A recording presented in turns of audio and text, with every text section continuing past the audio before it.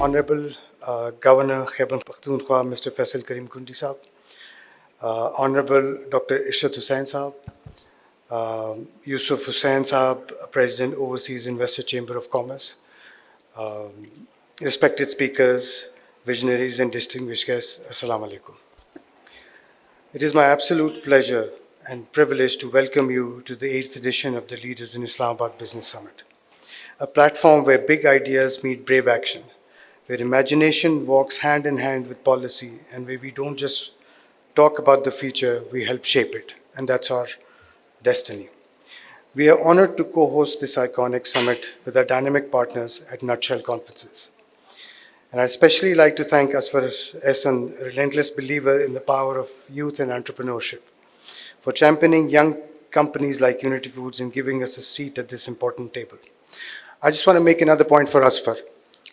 I think we got in touch with him. We've been friends for a very long time, but we got engaged on these summits about 3 years ago, three and a half years ago.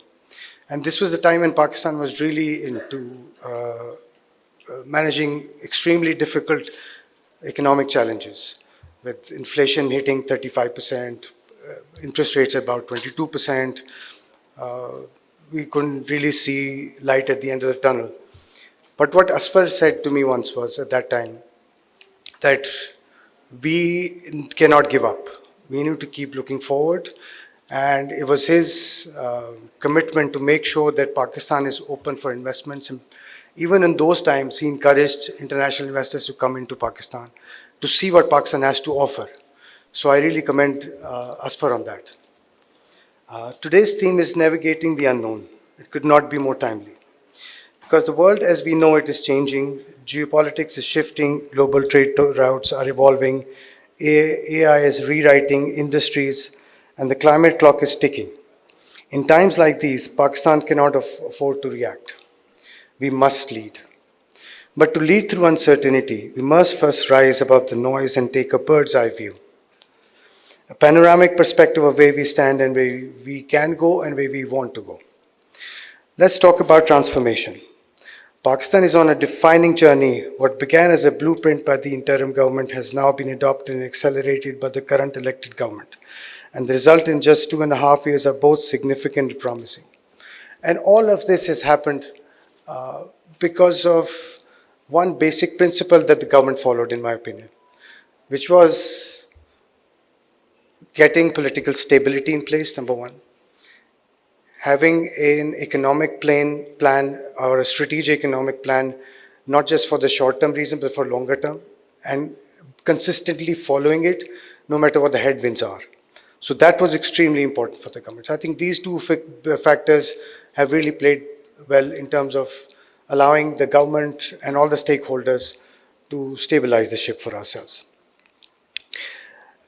Also, I mean, there are new sectors that are also opening up in Pakistan. For example, mining is a very huge sector. We've always talked about it. I've heard about it, I don't know, the last 15, 20 years quite consistently, but we've never seen steps taken in that direction in a structured manner. And I believe the mining conference that was held about a week ago or 10 days ago, I believe that is a great effort in putting that structure around, where people can come in, see the potential of what it is, with the confidence that the economic policies are in place, and those are for not for just short term, but for longer term. So that was a big effort that the government is putting in, and I think that has a great potential and a game changer, potentially a game changer for Pakistan if executed the way it's supposed to be executed.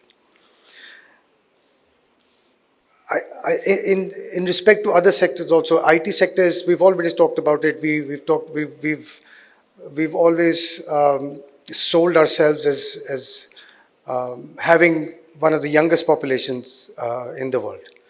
And with proper education and proper, I would say, encouragement to this young population, I think there's a lot that can be achieved. And one example is the IT sector. I think the numbers that I've just looked at, where in the first half of 2025, our IT exports had hit about 1.86 billion. And hopefully this year we will be ending somewhere around about $3.5 to $3.7 billion. And now this is just the tip of the iceberg. I think this has the potential to go as high as maybe $9 to $10 billion in the next 2 to 3 years. So these are the potentials we need to really focus on. And again, I'll come back to the same point that what do we need to do? We need to have consistent policies. We need to have all the investors who are coming in, all the other stakeholders who come in, who look at us and look at us as everybody talks of Pakistan as offering a great potential. But that potential, again, can only be exercised if the policy and the strategy is known. We don't leave that part in the unknown. That's important. Basically, again, we've talked about our youth. We've talked about political stability. We've talked about, I think, what we need to look at today is what is the real unknown amongst, what is the most serious unknown for us, which we need to tackle today, I think, head on.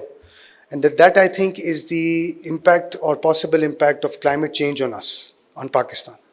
We're very vulnerable. We've seen it. We've seen the impact of the floods that hit us, the economic impact, the social impact, the impact on our population. Population had to shift from areas where they were living for a very long time. We've lost some land that was used for agriculture. Although some of the yields post-flood increased with our, I think we yielded about 31.4 million tons of wheat last year, better soil. But again, the impact over here for climate change is extremely unknown for us. And I think this is something we cannot react to. We have to take this bull by its horn.